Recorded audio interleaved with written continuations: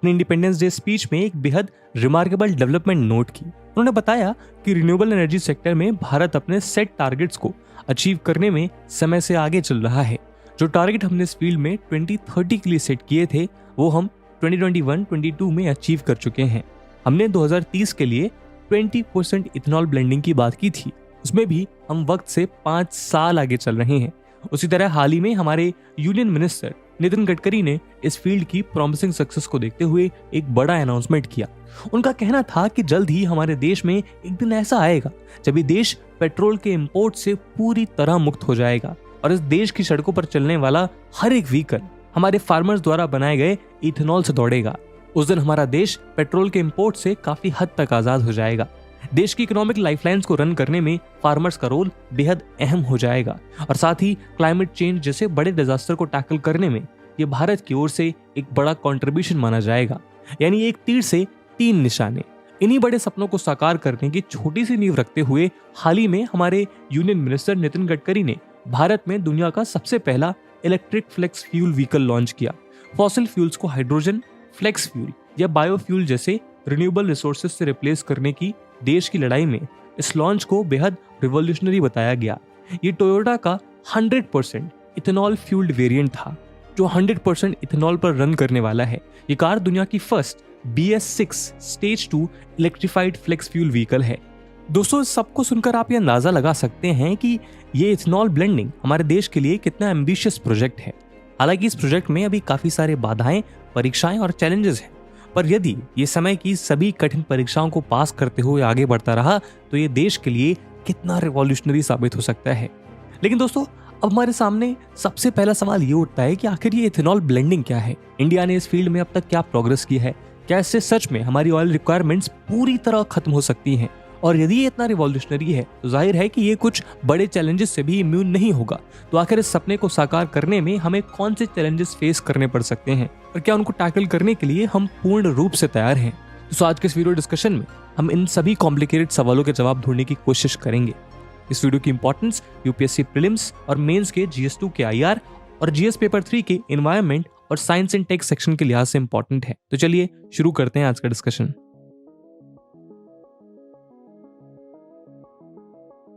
दोस्तों, आइए सबसे पहले हम ये समझते हैं कि आखिर बायोफ्यूल्स, फ्लेक्स फ्यूल या इथेनॉल ब्लेंडिंग के क्या मायने होते हैं। जब हम बायोमास यानी किसी ऑर्गेनिक मैटर को डायरेक्टली लिक्विड फ्यूल्स में कन्वर्ट करते हैं तो उनको बायोफ्यूल्स कहा जाता है। इन बायोफ्यूल्स का इस्तेमाल हमारी ट्रांसपोर्टेशन की नीड्स को फुलफिल करने के लिए किया जाता है। आज के डेट में मेनली 2 तरह के बायोफ्यूल्स पूरे प्रोडक्शन को डोमिनेट करते हैं। इसमें शुगर बेस्ड इथेनॉल और वेजिटेबल ऑयल और fatty acid methyl ester based biodiesel शामिल हैं। इथेनॉल और बायोडीजल दोनों ही फर्स्ट जनरेशन बायोफ्यूल टेक्नोलॉजी को रिप्रेजेंट करते हैं, जिनको ऐसे फूड बेस्ड प्लांट से सोर्स किया जाता है जिनमें एनर्जी कंटेनिंग मॉलिक्यूल्स जैसे कि शुगर, ऑयल और सेलुलोज प्रेजेंट होते हैं। लेकिन इस वीडियो में हम इथेनॉल पर फोकस कर रहे हैं। आपको बता दें कि इथेनॉल CH3CH2OH एक रिन्यूएबल फ्यूल है जिसको सबसे ज्यादा इंपॉर्टेंट बायोफ्यूल की तरह ट्रीट किया जाता है। ये बहुत से प्लांट मटेरियल्स या फीड स्टॉक यानी बायोमास से प्रोड्यूस होता है। बायोमास को इथेनॉल में कन्वर्ट करने का सबसे कॉमन मेथड फर्मेंटेशन कहलाता है। फर्मेंटेशन के दौरान माइक्रो ऑर्गेनिज्म जैसे कि बैक्टीरिया या यीस्ट प्लांट शुगर में मौजूद स्टार्च के साथ रिएक्ट करते हैं और इस पूरी केमिकल रिएक्शन की प्रोसेस में इथेनॉल नेचुरली प्रोड्यूस होता है। दुनिया भर में ज्यादातर इथेनॉल कॉर्न, शोरगम और बार्ली जैसे ग्रेन्स में मौजूद स्टार्च की शुगर और साथ ही साथ शुगर केन और शुगर बीट्स की शुगर को फर्मेंट करके किया जाता है।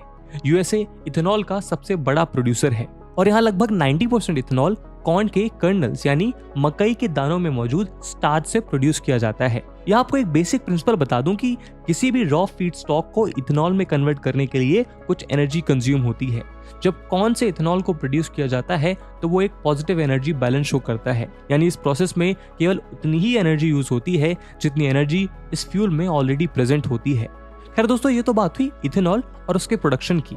अब देखिए, ये इथेनॉल ट्रेडिशनल फॉसिल फ्यूल्स में एक ब्लेंडिंग एजेंट की तरह इस्तेमाल होता है। जब हम इसी एथेनॉल को गैसोलीन या पेट्रोल के साथ ब्लेंड कर देते हैं तो उसको इथेनॉल ब्लेंडिंग कहा जाता है। इस प्रोसेस के थ्रू ऑक्टेन को बढ़ाने और कार्बन मोनोऑक्साइड और बाकी स्मोक कॉजिंग एमिशंस को कट डाउन करने की कोशिश की जाती है। यानी इथेनॉल ब्लेंडिंग के जरिए एयर पॉल्यूशन में मेन पॉल्यूटेंट्स को कट डाउन करने की कोशिश की जाती है। अब यदि इथेनॉल ब्लेंड की बात करें तो इसमें सबसे कॉमन ब्लेंड E10 होता है, जिसमें 10% इथेनॉल और 90% गैसोलीन होता है। ज्यादातर कन्वेंशनल गैसोलीन पावर्ड व्हीकल्स में E15 यानी 15% इथेनॉल और 85% गैसोलीन के ब्लेंड को यूज किया जा सकता है, लेकिन कुछ स्पेशल व्हीकल्स को इस तरह डिजाइन किया जाता है कि वो E85 के ब्लेंड के साथ रन कर सकें। E85 एक ऐसा गैसोलीन इथेनॉल ब्लेंड होता है जिसमें इथेनॉल की मात्रा ज्योग्राफी और सीजन के बेसिस पर 51 से 83% तक वेरी करती है, यानी एक ऐसा ऑल्टरनेटिव फ्यूल जिसमें रेगुलर गैसोलीन के कंपैरिजन में कई गुना ज्यादा इथेनॉल कंटेंट होता है। इन स्पेशल व्हीकल्स को फ्लेक्सिबल फ्यूल व्हीकल्स या फ्लेक्स फ्यूल व्हीकल्स भी कहते हैं। तो दोस्तों, फ्लेक्स फ्यूल व्हीकल्स भी लगभग आम व्हीकल्स की तरह होते हैं, जो पेट्रोल के साथ बायोफ्यूल्स या इथेनॉल के साथ भी ऑपरेट करने की कैपेसिटी रखते हैं। And a very important fact, USA में 97% व्हीकल में इथेनॉल प्रेजेंट होता है। दोस्तों, यूपीएससी की तैयारी करने के लिए आपको बहुत सारे ऑनलाइन बैचेस मिलेंगे, पर आखिरकार क्यों स्टडी IQ का UPSC prelims to interview live batch उसमें से बेस्ट है। दोस्तों, इन बैचेस में आपको 1000+ आवर्स का लाइव कंटेंट डिलीवर किया जाएगा। आपकी तैयारी को पिन पॉइंट फोकस रखने के लिए क्रिस्प नोट्स दिए जाएंगे। किसी भी समय आपके डाउट्स को क्लियर करने के लिए 1-to-1 मेंटोरशिप का फीचर भी आपके पास रहेगा। प्रीलिम्स के लिए प्रैक्टिस क्वेश्चंस, मेंस के आंसर राइटिंग प्रैक्टिस, और उसके बाद जो भी स्टूडेंट्स प्रीलिम्स 2024 क्लियर करेंगे उन्हें स्टडी IQ कैंपस में बुलाकर अगले 4 महीनों के लिए मेंस रेसिडेंशियल प्रोग्राम के अंडर रिगरस प्रिपरेशन कराई जाएगी बिना किसी एडिशनल कॉस्ट के। और दोस्तों, ये सब कुछ आपको मिलेगा मात्र और मात्र 29,999 के सुपर डिस्काउंटेड प्राइस पे, अगर आप AG live coupon code use करते हैं। दोस्तों, स्टडी IQ की प्रीलिम्स टू इंटरव्यू बैचेस जो इंग्लिश और हिंदी लैंग्वेजेस में रन हो रहे हैं, उनमें एडमिशन की लास्ट डेट 30th सितंबर है। इन बैचेस में क्लासेस की टाइमिंग इवनिंग 6 PM रहेगी।